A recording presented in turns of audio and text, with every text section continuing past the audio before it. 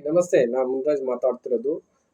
ನಾನು ಈ ಹಿಂದೆ ಅನುಭವಿಸಿದಂಥ ವಿಚಾರಗಳಲ್ಲಿ ನಾನು ನಿಮ್ಮಲ್ಲಿ ಹೇಳ್ಕೊಳ್ಳೋಕೆ ಇಷ್ಟಪಡ್ತೀನಿ.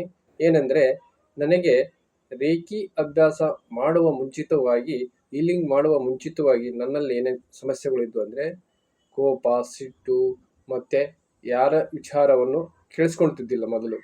ಅವರೇನು ಹೇಳ್ತಾರೆ ನನಗೆಲ್ಲ ಗೊತ್ತು, ಆ ರೀತಿ ಮಾತಾಡ್ತಿದ್ದೆ. ಮತ್ತು ಯಾರೇ ಒಬ್ಬರು ನನಗೆ ಸಜೆಷನ್ ಕೊಟ್ಟರೆ ನಾನು ಅವರನ್ನು ಮಾತು ಕೇಳ್ತಿದ್ದಿಲ್ಲ. ಹಾಗಾಗಿ ಅದರಿಂದ ನಾನು ಅನೇಕ ಸಮಸ್ಯೆಗಳನ್ನು ಅನುಭವಿಸಿದೆ. ಏನಂದರೆ, ವ್ಯವಹಾರದಲ್ಲಿ ಒಂದಿಷ್ಟು ಲಾಸ್ ಆಯಿತು. ಅದರಿಂದ ಅನೇಕ ಮನೆಯಲ್ಲಿ ಕಿರಿಕಿರಿ ಮತ್ತು ಜಗಳ, ಇನ್ನೂ ಅನೇಕ ವಿಚಾರಗಳು ನಡೆದು, ಮತ್ತು ಆರೋಗ್ಯದಲ್ಲಿ ನೆಮ್ಮದಿ ಇಲ್ಲದ ಕಾರಣ ಅದನ್ನು ಅನುಭವಿಸಿದೆ. ಹಂಗಾಗಿ ರೇಖಿ ಅಭ್ಯಾಸ ಮಾಡ್ತಾ ಬಂದಮೇಲೆ ನಮ್ಮ ಗುರುಗಳ ಆಶೀರ್ವಾದ ಮತ್ತು ರೇಖಿಯ ಆಶೀರ್ವಾದದಿಂದ ನನ್ನಲ್ಲಿ ಹೀಲಿಂಗ್ ಆಗ್ತಾ ಬಂತು.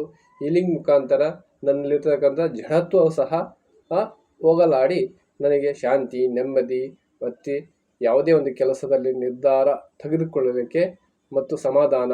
ಹಾಗಾಗಿ ಈ ವಿಚಾರವನ್ನು ಅನುಭವಿಸ್ತಾ ಬಂದಮೇಲೆ ನಾನು ನನಗಾದ ಅನುಕೂಲಗಳನ್ನು ಬೇರೆಯವರಿಗೂ ಬಿತ್ತಬೇಕನ್ನೋ ವಿಚಾರದಿಂದ ನಾನೂ ಸಹ ಬೇರೆಯವರಿಗೆ ಕೇಳ್ತಿದ್ದೇನೆ. ಅವರು ಸಹ ಇವತ್ತೆಲ್ಲ ನಾಳೆ ಬಿಡ್ತೀವಿ ಅಂತ ಹೇಳ್ತಿದ್ದಾರೆ. ಹಾಗಾಗಿ ನನಗೆ ಬಂದಂಥ ರಿಸಲ್ಟುಗಳನ್ನು ನಿಮ್ಮ ಮುಂದೆ ಹೇಳ್ಕೊಳ್ಳೋಕೆ ಇಷ್ಟಪಡ್ತೀನಿ. ನಿಮಗೂ ಈ ವಿಚಾರಗಳ ವಿನಿಮಯ ಮತ್ತು ಜೀವನದಲ್ಲಿ ಬದಲಾವಣೆ ಬೇಕೇ? ಹಾಗಾದರೆ ಬನ್ನಿ, ರೇಖಿ ಅಭ್ಯಾಸ ಮಾಡಿ ಹೀಲಿಂಗ್ ಮೂಲಕ ನಿಮ್ಮ ಪರಿಹಾರವನ್ನು ಸರಿಪಡಿಸಿಕೊಳ್ಳಿ. ಧನ್ಯವಾದಗಳು.